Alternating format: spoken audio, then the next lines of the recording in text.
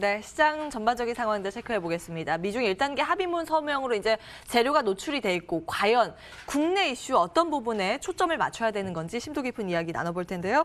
자본시장연구원 황세훈 연구위원 나오셨습니다.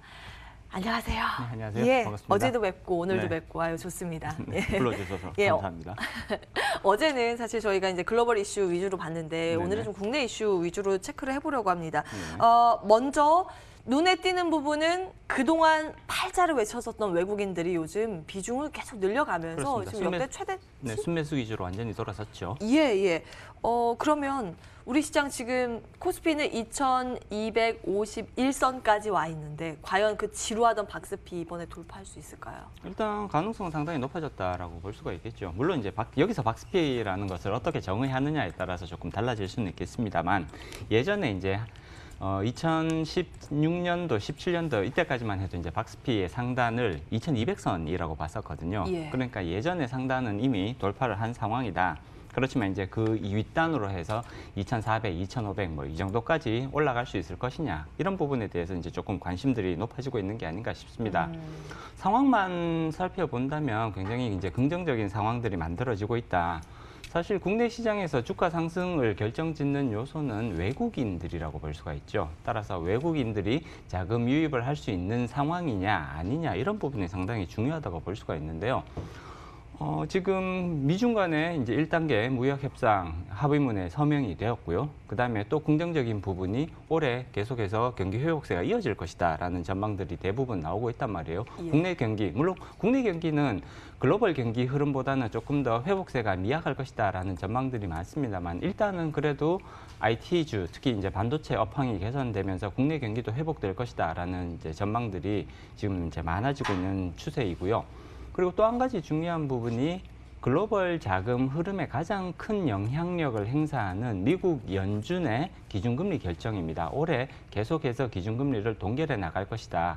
상황이 경제 성장률이 회복되는 모습을 보인다고 하더라도 계속해서 동결 기조를 보일 것이라는 전망들이 지금 나오고 있습니다. 그렇기 때문에 이 여러 가지 요소들, 미중 간의 무역 분쟁이 이제 안정화되는 모습, 그다음에 경제 이를 통해서 경제 성장률이 꾸준하게 회복되는 모습, 그다음에 경제 성장률이 어느 정도 회복되더라도 미국 연준이 기준금리를 인상하지 않을 것이라는 이런 여러 가지 환경들을 종합해서 살펴보면 결국은 외국인들의 위험 선호도는 올해 계속해서 상승할 가능성들이 높다. 신흥국으로의 자금 유입이 이어질 가능성들이 높다라는 점을 의미하는 것이고요. 결국 우리나라 주식시장, 국내 증시에도 외국인들은 작년에 비해서는 훨씬 더 적극적인, 공격적인 행보를 보일 가능성들이 높다라는 점 예상해 볼 수가 있습니다. 이렇게 되면 현재 지금 2250 근처까지 올라와 있는데 여기서 추가적으로 시장의 상승이 나타날 가능성은 상당히 높다라고 예상을 해볼 수가 있는 것이고요.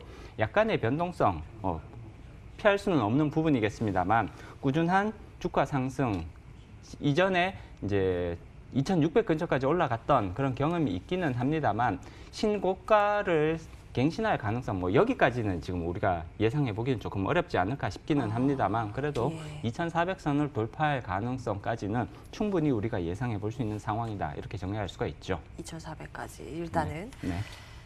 국내 경기가 워낙 뭐 작년에 안 좋았는데 이제는 작년 대비했을 때는 그래도 회복할 것이다라는 근거 첫 번째, 그리고 미국이 그동안 돈 풀었던 거 이제 빼가는 거 아닌가라는 우려감이 있었는데 그거 없을 것이다라는 관점, 금리 계속 유지를 할 것이다 이런 관점들을 봤을 때 적어도 코스피는 뭐 신고가까지는 아니더라도 2400까지는 상단이 열려 있다. 그리고 그 이후에 또 분위기 봐서도 높여 잡을 수 있는 그렇습니다. 거고요. 그렇습니다. 그러면 조금 더 구체적으로 시장 들어가 볼까요? 사실은 연초 휴가라고 하는 건 대형주보다는 중소형주가 더 강한 일반적인 통상적인 흐름이었잖아요. 네네, 그래서 그렇습니다. 코스닥 시장이 근데 그만큼 힘을 못 해줬단 말이에요. 네. 지금 1월 휴가가 별로 없었다 이렇게 봐야 되는 건지.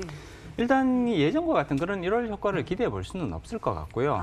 다만 이제 코스닥 쪽에서는 주가 흐름의 차별화가 계속해서 이어지는 상황이 나타날 것 같다라고 예상을 해야 될 것 같습니다. 지금 코스닥 시장에서 그동안 실망을 했던 투자자분들이 너무 좀 많으시죠. 특히 제약 바이오에 대한 기대감이 엄청 컸었는데 여기에 대해서 이제 그런 이제 여러 가지 사건들, 사고들이 이어지다 보니까 실망하신 분들도 굉장히 많습니다. 기대감이 조금 많이 낮아진 상황인데요. 예. 그렇기 때문에 코스닥 시장에서는 오히려 쉽게 말하면 잘 나가는 주는 계속해서 주가 상승이 이어지는 반면에 조금 이렇게 우려감이 나타나는 그런 주에 대해서는 조금 정체되는 모습이 나타날 수밖에 없다. 그래서 코스닥 시장에서는 물론 코스피 시장처럼 코스닥 시장도 계속해서 꾸준한 주가 상승이 나타날 가능성이 높습니다. 그리고 올해 외국인들도 코스닥 주식들을 작년에 비해서 오히려 더 많이 이제 매수할 가능성들이 지금 점쳐지고 있는데요. 그럼에도 불구하고 특정 종목 실적 개선이 확실히 가능해 보인다. 내지는 잠재성이 충분히 인정되는 특정 종목에 대해서만 이제 매수세가 몰리는 이런 이제 현상들이 오히려 강해질 가능성들을 조금 더 염두에 두어야 될 것 같습니다. 그렇다면 결국은 코스닥 시장에서도 코스피 시장과 비슷한 행보를 보이게 되지 않겠느냐. 반도체와 관련된 그런 이제 주식들, IT 관련 업종의 주가 상승은 코스닥 시장에서도 올해 상당히 뚜렷해질 수 있다라는 점을 조금 말씀드릴 수 있겠고요.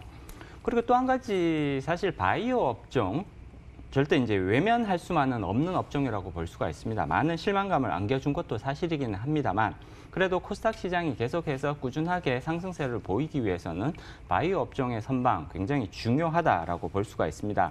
신약 개발에 가시적인 성과를 내는 그런 업종 주도주를 중심으로 해서 바이오 업종에 있어서의 좀 차별화되는 모습, 그렇지만 꾸준한 상승 흐름이 이어지는 이런 모습들이 코스닥 시장 쪽에서도 충분히 가능하지 않을까 이렇게 예상을 해볼 수 있습니다.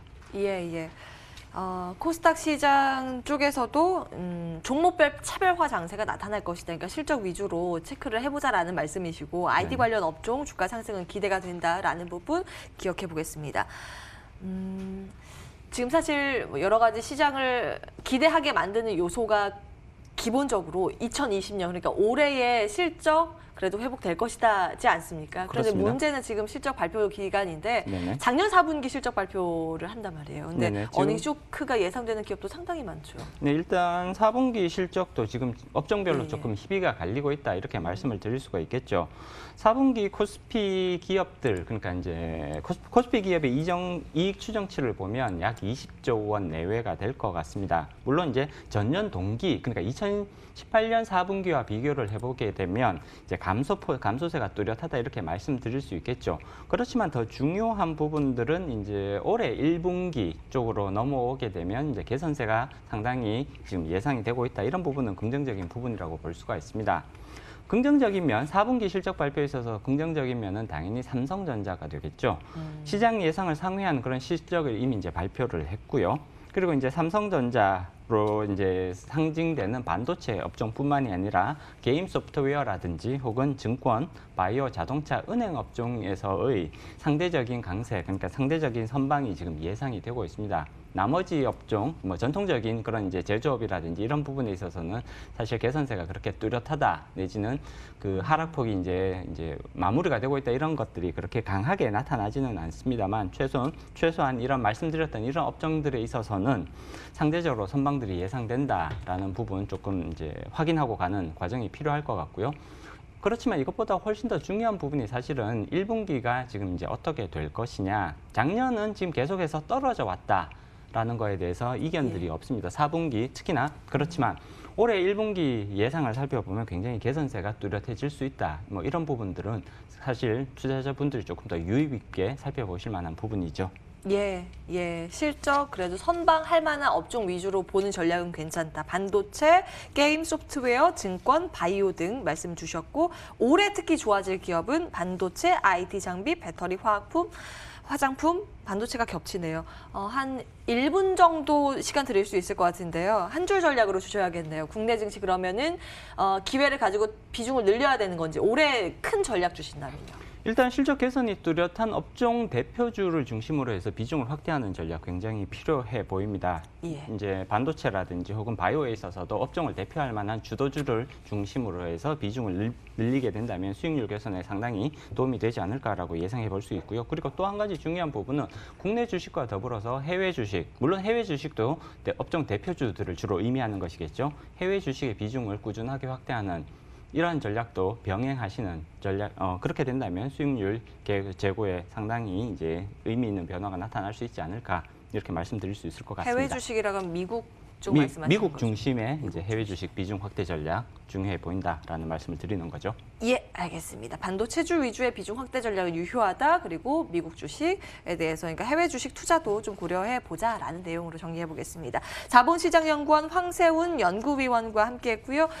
시장 공감팬도 여기에서 마무리하겠습니다. 한 주간 고생 많으셨고요. 남은 오후장도 MTN과 함께 좋은 선택하시기 바라겠습니다. 함께해 주신 여러분 고맙습니다.